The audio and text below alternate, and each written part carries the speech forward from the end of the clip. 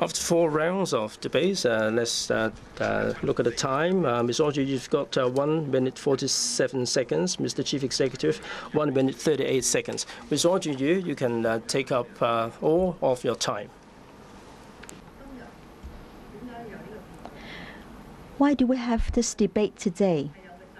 The CE has the responsibility to explain to members of the public why we should support his reform package and how the package can lead us towards universal suffrage. But you can see that he keeps labeling me. He says that I'm obstructing progress. He says I'm radical. But please bear in mind that it's you who is obstructing progress. 5 years ago, you presented a package that was vetoed, and now you are rehashing the same package, and you are saying take it or leave it. And then when I asked him about FCs, he said, if you're so clever, you try to do something about FCs. Now, you know, CE, I'm asking you this question. Appointed district council seats. We're now in the 21st century. Why is it that we have to have the CE appointing 100 odd district councillors for us? And you are telling us that if we do not support your proposal, then you will not abolish these appointed seats. So I think that's really despicable. I think you have to show us your sincerity. Do you remember you once said that when democracy is pushed to the extreme, that may become the Cultural Revolution? So are you really sincere in helping Hong Kong achieve universal suffrage? I'm willing to support a 2012 package, but you must promise me that there will be genuine universal suffrage without functional constituencies. Now ask yourself this question. Face Hong Kong people. Explain to them why you have been tolerating functional constituencies for such a long time. Now, you are a CE elected by a small circle, and you want these small circle functional constituencies to perpetuate. Mr. Chief Executive, you've got 1 minute 38 seconds. We have to be dealing with this fairly, this 2012 package. I've explained that the package is an improvement on the previous model compared with the package vetoed by Ms. Audrey Yu and her allies back in 2007. She said that at that time, of the DC members, there were appointed members in their midst. So in our package, we've made it abundantly clear that we're going to have elected district councillors who would be able to take part in this election, who will be electing electoral members from among themselves. The other difference is that in 2007, we had a clear universal suffrage timetable, and the background is so much different now that the objectives are so much more clear. Ms. Audrey, you kept talking about functional constituencies. The people of Hong Kong are determined.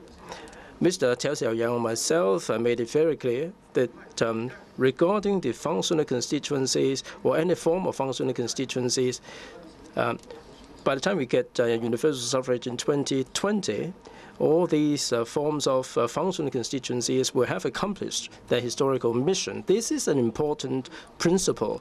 All seats in electoral will have to fulfill the principles of universality and equality. You're going to deal with the nitty-gritty. The key thing right now is that if we vote down this 2012 package, there is no way we can talk about it. We're going to see a loss of faith, and there is no way of communicating. So it's time for the participants to make closing statements. So you each have 2 minutes. So Ms. Audrey Yu. I know that Hong Kong people like Hong Kong to move forward in respect of its political development. In fact, I share such sentiments. So you may ask why I do not support the government's package. Making half a step forward is better than a standstill. Have you come across salesmen who sound very sincere? They're telling you that you should join a club, you should join a scheme, and if you do not join that scheme, then that would be a great loss. And then because of his sincerity, you make the deal. But then, you know, after you've made the deal, it's difficult to turn back. So we're talking about very solemn matter. If you make a wrong step, there's no turning back. The functional constituencies were introduced in 1985, and since then we have only seen an increase, no decrease in the number of functional constituencies. The government is asking us to increase the number of small circles, so smallest of small circles, and I have to live up to the next generation. I would rather have a standstill than making a wrong step. I am a very pragmatic person. I know that in politics we need compromise, but then, while we may need to compromise, we also have to adhere to our principles. I am not asking for a perfect proposal. I'm not saying that we should achieve our goal overnight, but then we have come a long way since 07, 08, and we have to wait for another 10 years. And so I think at least the government has the duty to tell us that it's worthwhile waiting, and what we are waiting for is genuine universal suffrage, and that we'll be given a roadmap on universal suffrage, which will lead to the abolition of functional constituencies. But we've waited for an hour. We haven't got an answer. You should do your job well. But I'm confident in Hong Kong people. If we fight for democracy and universal suffrage, we will succeed.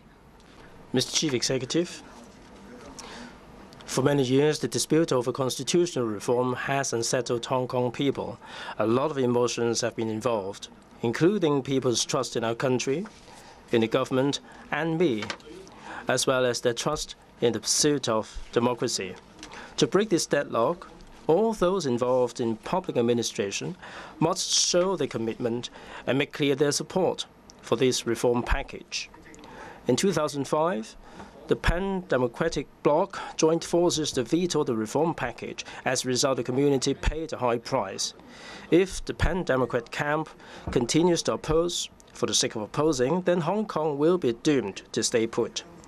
Empty talk and refusal to move ahead will not lead to democracy, and in fact will not lead Hong Kong anywhere. Universal suffrage is our common goal. It's important for us to forsake rhetoric and take a solid step forward, which will allow the central government, the Hong Kong SAR government, the Hong Kong people, the Pan-Democrats, and pro-establishment camp to set off for universal suffrage. I've already secured a timetable for universal suffrage. The CE and LegCo may be elected by universal suffrage in 2017 and 2020, respectively. The door to universal suffrage is open. Our journey towards greater democracy can begin.